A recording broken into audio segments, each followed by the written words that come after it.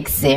हमें पहला प्रश्न दिया है, प्रश्न में यहाँ पर कह रहा है कि उस वेन आरेख का चयन कीजिए जो निम्नलिखित वर्गों के बीच के संबंध को सर्वोत्तम रूप से दर्शाता है। यानी यहाँ पर हमें तीन शब्द दिया है, शर्ट दिया है, कॉटन दिया है और डेनिम दिया है। इनके बीच वेन आरेख कैसा बनेगा ये हमें प्रश्न पूछा है। ठीक है, तो देखिए जब भी आपको वेन डायग्राम के प्रश्न को सोल्व करना है तो सबसे पहले आपको क्या करना है, तीनों शब्दों को ध्यान से देखना है कि इन तीनों शब्दों में आपस में कोई संबंध है या नहीं है, कि आप इनको जानते हो या नहीं जानते हो। ठीक है, बाई चांस अगर आपको नहीं संबंध पता चलता या नहीं समझ आता है, उस कंडीशन में आपको क्या करना है, एक एक शब्द का भी डायग्राम बनाओगे तो आपका आसानी से प्रश्न सही हो जाएगा। ठीक है, अब वो कैसे देखिए, तो यहाँ पर मान लीजिए हम क्या करते हैं, किसी भी एक शब्द का डायग्राम पहले बना लेते हैं। तो मान लो यहाँ पर हम क्या करते हैं, शर्ट का डायग्राम बना लेते हैं। तो ये हमने क्या किया, शर्ट का डायग्राम बना लिया। ठीक है, उसके बाद फिर हम यहाँ पर क्या करेंगे, दूसरे शब्द का बनाएंगे। अब यहाँ पर हम दूसरा शब्द या तो हम डेनिम का बनाए या कॉटन का बनाए, किसी का भी बना सकते हैं। तो मान लो यहाँ पर हम क्या करते हैं, अभी कॉटन का डायग्राम बनाते हैं। अब कॉटन का डायग्राम बनाने से पहले आपको ये देखना है कि जो हमने यहाँ पर शर्ट का डायग्राम बनाया ये वाला, इनका कॉटन से कोई संबंध है या नहीं है। तो आप कहोगे शर्ट को तो आप जानते हो, अब कॉटन आपको पता है कि कुछ शर्ट क्या होते हैं, कॉटन के होते हैं। यानी कि कुछ शर्ट एक प्रोडक्ट है जो क्या बनता है, कॉटन से भी बनता है और डेनिम से भी बनता है। तो यहाँ पर देखिए शर्ट यानी कि कॉटन है तो कॉटन से संबंध है। तो यहाँ पर कुछ है, सारे के सारे शर्ट कॉटन से नहीं होते, कुछ शर्ट होते। तो यहाँ पर हम क्या करेंगे, कुछ कॉटन यहाँ पर शर्ट का हिस्सा ले लेंगे। ठीक है, तो यहाँ पर कॉटन का डायग्राम ऐसा बनेगा। उसके बाद फिर हम यहाँ पर क्या करेंगे, तीसरे शब्द बनाएंगे जो कि हमें यहाँ पर दिया डेनिम।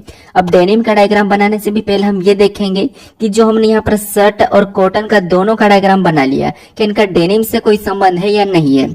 तो आप कहोगे यहाँ पर डेनिम से शर्ट का संबंध है, क्योंकि कुछ शर्ट डेनिम के बनते हैं और कुछ शर्ट नहीं। तो इसीलिए डेनिम और शर्ट का तो संबंध है, लेकिन यहाँ पर कॉटन और यहाँ पर डेनिम का कोई भी संबंध नहीं है। ठीक है, ये दोनों की दोनों अलग है। तो यहाँ पर डेनिम का डायग्राम कैसा बनेगा, यहाँ पर शर्ट का भी कुछ हिस्सा लेके कुछ इस प्रकार का बनेगा।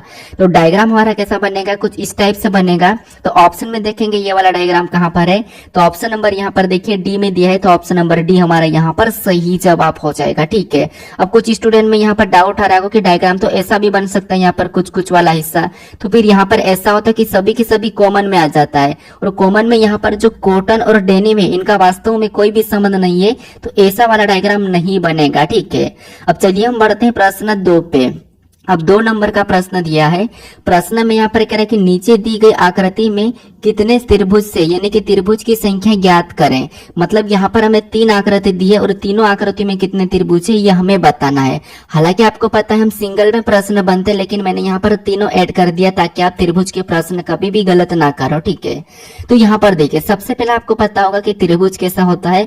तो त्रिभुज कुछ इस टाइप से होता है। ये हमारा एक सिंगल त्रिभुज है। ठीक है, ये क्या है, सिंगल त्रिभुज है। अब देखिए यहाँ पर हमें कुछ इनमें लाइन खींची हुई मिले, तो यहाँ पर एक ट्रिक लगती है, वो ट्रिक मैं आपको बता रहा हूँ कैसे। देखिए जैसे ये तो हमारे पास सिंगल त्रिभुज है, लेकिन अगर हमारे पास यहाँ पर एक लाइन बीच में आ जाती है तो हम क्या करते हैं, यहाँ पर फिर एक तो बड़ा वाला है, फिर एक ये वाला, एक ये वाला, ऐसे हम क्या करते हैं इन 3 करके ना इसमें 3 बताते हैं।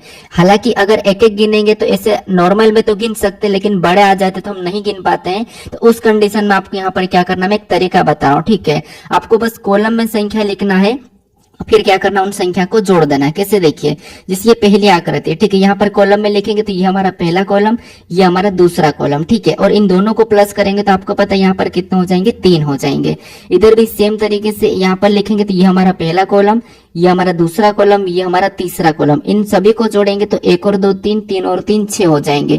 तो यहाँ पर कितने आए, 6 आए। ठीक है, सेम तरीके से यहाँ पर लिखेंगे तो ये हमारा पहला कॉलम, ये हमारा दूसरा कॉलम, उसके बाद ये हमारा तीसरा कॉलम, ये हमारा चौथा कॉलम, ये हमारा 5वां कॉलम।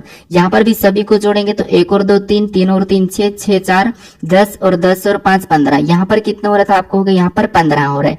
मतलब यहाँ पर हमने आकृति में क्या करा, कॉलम में संख्या लिखा और सभी को जोड़ा, तो यहाँ पर इनके त्रिभुज निकल गए। ठीक है, तो इस वाली आकृति में कितने हैं, 3 है, इस वाले में कितने हैं, 6, इस वाले में कितने 15 है। तो ऐसी आकृति मिले तो आपको क्या करना है, इस तरीके से गिनना है। ठीक है, इसमें बड़ी वाली भी मिलेगी तो आप वो भी इसी तरीके से गिनना है। इसमें कुछ टाइप भी आते हैं, जिसे आपको बता देता हूँ। जैसे यहाँ से एक और लाइन खींची हुई रहती है, तो वो भी मैं आपको अगले प्रैक्टिस सेट में बता दूंगा, ठीक है। तो यहाँ पर हम देखेंगे ऑप्शन में 3, 6, 15, 3, 6, 15 ऑप्शन में देखेंगे तो ऑप्शन नंबर बी में दिया है, तो ऑप्शन नंबर बी हमारा यहाँ पर सही जवाब हो जाएगा, ठीक है।